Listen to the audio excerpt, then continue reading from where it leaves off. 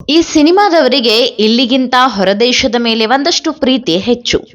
ಯಾಕೆ ಈ ಮಾತು ಅಂದ್ರೆ, ಇಲ್ಲಿರುವ ಸುಂದರ ತಾಣಗಳಂತೆ ಹೊರದೇಶದಲ್ಲಿರುವ ಸುಪ್ರಸಿದ್ಧ ತಾಣಗಳ ಮೇಲೂ ಎಲ್ಲಿಲ್ಲದ ಪ್ರೀತಿ.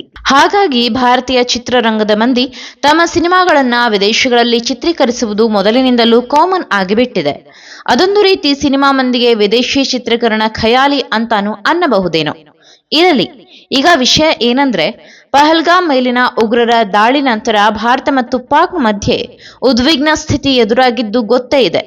ಪಾಕ್ ಸೇನೆ ವಿರುದ್ಧ ಗೆದ್ದಿದ್ದು ಆಗಿದೆ, ಉಗ್ರರನ್ನ ಸಂಹರಿಸಿದ್ದು ಆಯಿತು.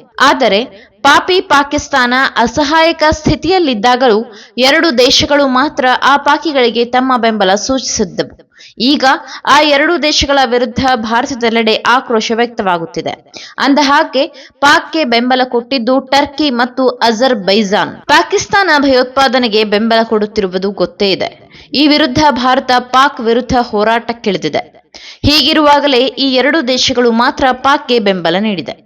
ಒಂದು ಸಮಯದಲ್ಲಿ ಟರ್ಕಿ ದೇಶ ತೀವ್ರ ಸಂಕಷ್ಟದಲ್ಲಿತ್ತು. ಆ ವೇಳೆ ಭಾರತ ನೆರವಾಗಿತ್ತು. ಆದರೆ ಟರ್ಕಿ ಮಾತ್ರ ಅದನ್ನ ಮರೆತು ಪಾಕ್ ಸಹಾಯಕ್ಕೆ ಮುಂದಾಗಿದೆ. ಈ ಕಾರಣಕ್ಕೆ ಭಾರತೀಯರು ಈ ದೇಶಗಳ ವಿರುದ್ಧ ಮುನಿಸಿಕೊಂಡಿದ್ದಾರೆ. ಇದಷ್ಟೇ ಅಲ್ಲ, ಭಾರತೀಯ ಚಿತ್ರರಂಗ ಕೂಡ ಹೀಗೊಂದು ದಿಟ್ಟ ನಿರ್ಧಾರ ತೆಗೆದುಕೊಂಡಿದೆ. ಟರ್ಕಿ ಹಾಗೂ ಅಜರ್ಬೈಜಾನ್ ಈ ಎರಡು ದೇಶಗಳಿಗೆ ಬಾಯ್ಕಾಟ್ ಬಿಸಿ ಮುಟ್ಟಿಸಿದೆ. ಅಷ್ಟೇ ಅಲ್ಲ, ಇನ್ನು ಮುಂದೆ ಆ ದೇಶಗಳಲ್ಲಿ ಚಿತ್ರೀಕರಣಕ್ಕೆ ಹೋಗದಿರಲು ನಿರ್ಧಾರ ಮಾಡಿದೆ.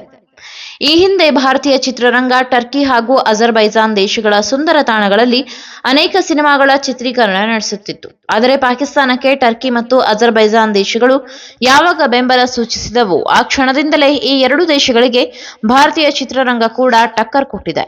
ಟರ್ಕಿ ಹಾಗೂ ಅಜರ್ಬೈಜಾನ್ಗೆ ಭಾರತ ರಫ್ತು ಮಾಡುವುದಕ್ಕಿಂತ ಆಮದು ಮಾಡಿಕೊಳ್ಳುವುದೇ ಹೆಚ್ಚು. ಒಂದು ವೇಳೆ ಭಾರತ ಏನಾದರೂ ವ್ಯಾಪಾರ ವಹಿವಾಟಿನಲ್ಲಿ ಹಿಂದೇಟು ಹಾಕಿದರೆ ಈ ಎರಡು ದೇಶಗಳಿಗೆ ಪೆಟ್ಟು ಬೀಳುವುದು ಗ್ಯಾರಂಟಿ. ಇನ್ನೊಂದು ಕಡೆ ಈ ಎರಡು ದೇಶಗಳ ಆದಾಯ ಟೂರಿಸಂ ಮೇಲೂ ನಿಂತಿದೆ. ವರದಿ ಪ್ರಕಾರ 2023ರಲ್ಲಿ ಟರ್ಕಿಗೆ 3 ಲಕ್ಷ ಮಂದಿ ಭಾರತೀಯರು ಪ್ರವಾಸ ಮಾಡಿದ್ದರು. ಅಜರ್ಬೈಜಾನ್ಗೆ 2 ಲಕ್ಷ ಜನ ಪ್ರವಾಸಕ್ಕೆ ತೆರಳಿದ್ದರು. ಪಾಕಿಸ್ತಾನಕ್ಕೆ ಬೆಂಬಲ ಸೂಚಿಸಿದ ನಂತರ ಕೆಲವು ಟ್ರಾವೆಲಿಂಗ್ ಆಪ್ಗಳು ಕೂಡ ಟರ್ಕಿ ಹಾಗೂ ಅಜರ್ಬೈಜಾನ್ಗೆ ಪ್ರವಾಸ ಮಾಡಿಸುವುದನ್ನ ಕೈಬಿಡುವ ಸೂಚನೆ ನೀಡಿದೆ. ಹಾಗೇನಾದರೂ ಆದಲ್ಲಿ ಈ ಎರಡೂ ದೇಶಗಳಿಗೆ ಪ್ರವಾಸೋದ್ಯಮ ಕ್ಷೇತ್ರದಲ್ಲಿ ದೊಡ್ಡ ಮಟ್ಟದ ಹೊಡೆತ ಬೀಳಲಿದೆ.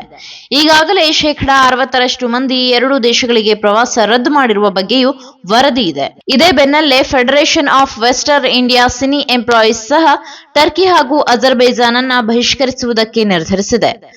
ಇದರ ಅಡಿ ಸುಮಾರು 32 ಅಂಗ ಸಂಸ್ಥೆಗಳು ಇದೆ. ಇವೆಲ್ಲವಕ್ಕೂ ಒಕ್ಕೊರಲಿನ ಬೆಂಬಲ ವ್ಯಕ್ತಪಡಿಸಿದೆ. ಭಾರತೀಯ ಚಿತ್ರರಂಗದ ನಿರ್ಮಾಪಕರಿಗೆ ಪತ್ರವನ್ನ ಬರೆದಿದ್ದಾರೆ ಎನ್ನಲಾಗಿದೆ. ಟರ್ಕಿ, ಅಜರ್ಬೈಜಾನ್ ಎರಡೂ ದೇಶದಲ್ಲೂ ಸಿನಿಮಾ ಶೂಟಿಂಗ್ ಮಾಡುವುದು ಬೇಡ ಅಂತ ಮನವಿ ಮಾಡಿಕೊಂಡಿದ್ದಾರೆ. ಅದೇನೇ ಇರಲಿ, ಭಾರತದಲ್ಲಿ ಅತಿ ಸುಂದರ ತಾಣಗಳಿದೆ. ಇಲ್ಲೇ ಚಿತ್ರೀಕರಣ ಮಾಡಿ ನಮ್ಮ ದೇಶಕ್ಕೆ ಆದಾಯ ಹೆಚ್ಚಿಸೋಣ ಅನ್ನುವ ನಿರ್ಧಾರ ಭಾರತೀಯ ಚಿತ್ರರಂಗದ್ದು. ಹಾಗಾಗಿಯೇ ಸದ್ಯ ಸಿನಿಮಾ ಮಂದಿಗೂ ಈ ಎರಡೂ ದೇಶಗಳನ್ನ ಬಾಯ್ಕಾಟ್ ಮಾಡುವ ನಿರ್ಧಾರಕ್ಕೆ ಬಂದಿದ್ದಾರೆ.